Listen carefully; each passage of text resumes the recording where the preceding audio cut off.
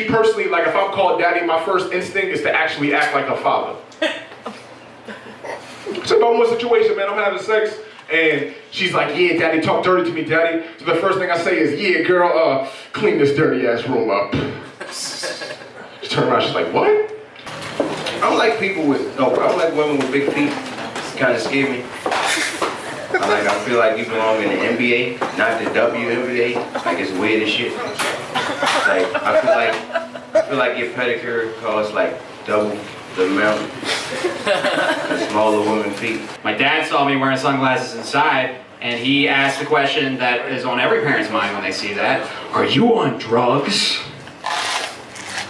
And I gotta respond to him. So I'm like, yeah, but that's not why I'm wearing sunglasses. You should get to know your son a little bit better. Why don't we spend some quality time with this blunt? Come on, Dad. Take a hit. Don't be a bitch. Baltimore is a very underrated city.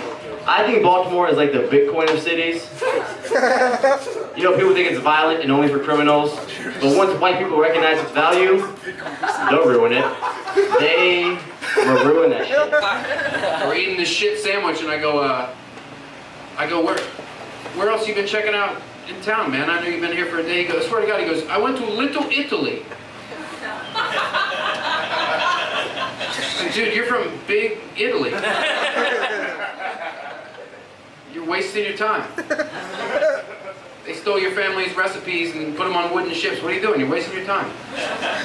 If I saw Drake at a grocery store in Baltimore, I would stock the fuck up on canned goods.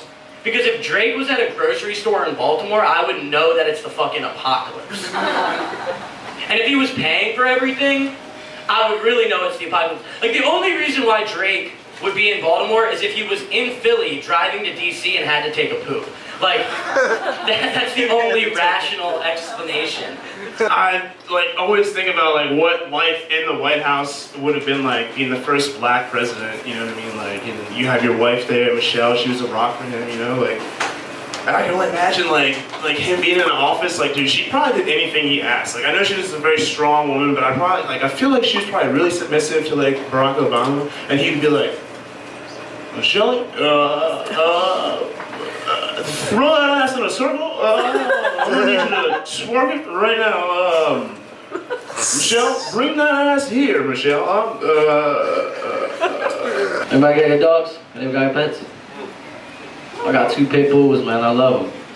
You know, the fucked up thing about pets is, man, I don't think you can really leave them in the shelter if you give them a good name. White people, y'all gotta work on that. Y'all be like, oh, that's Frankie, that's Danky. That's why the motherfucker get left. Corny ass names and shit. My girl came up to me like, no, we gonna leave him now today in the shelter. I was like, bitch, we cannot leave Keanu Reeves. Food's a weird thing. I eat it sometimes, every once in a while. Every few hours, really. I don't eat fancy food, that's the thing about me. I do like to treat myself every once in a while. Tried escargot for the first time recently. Yeah, silly me, I tried to put salt on it and it disappeared. Fucking bullshit. Never get full on that shit. Bullshit. I went to school for graphic design, if you couldn't tell. Got a Jewish minor, just don't tell anybody. Waiting for her to turn 13. Legal adult. So when we meet people, she's like, we're pet parents to 2 beautiful boy fur babies at home. And it's kind of weird to me because I have a 9-year-old daughter from a previous relationship, and she's leading with the pet parents when we're meeting people. She's like, yeah, little fur babies at home. And I'm like, yeah, one of us is a parent to a human. So, not the same thing. Well, because I don't do a whole lot of dating anymore, I get to watch people date though, which is kind of cool. Everybody does it differently. Mexican guys in the club will engage a woman from the front, which is very interesting. They'll bring her in close and start salsing with them. Africans will engage from the back. You ever see this shit? They'll straddle behind the girl and slowly push up on it. White guys engage the face with a chloroform rag. Let me just say that shit's easily the most effective. Cause the fat ass and fucked up feet cancel each other out. I was with a chick the other night, she rubbing her feet all on my neck and my chest. Next thing I know, my neck and my chest started itching. Like, damn, bitch, you could have told me you had athlete's foot in this motherfucker. I was with your toes in my mouth. Have me walking around here with athlete's foot lips in this bitch. You can't even get the blunt at the motherfucker with athlete foot lips. He be trying to pass you the blunt. Like, nah, fam, go on and take me to John Hopkins. I'm gonna go ahead and go to rehab, fam. What's going on? Garrett Harris, the host of Get Silly Sundays. We do this every second and fourth Sunday upstairs in the Luke Costello room at Zissimos.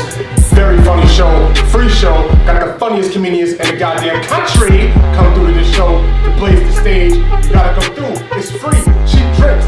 Best goddamn bartender in Baltimore, tab behind the bar. What other reason do you have to not come through? If you don't come through, you suck up!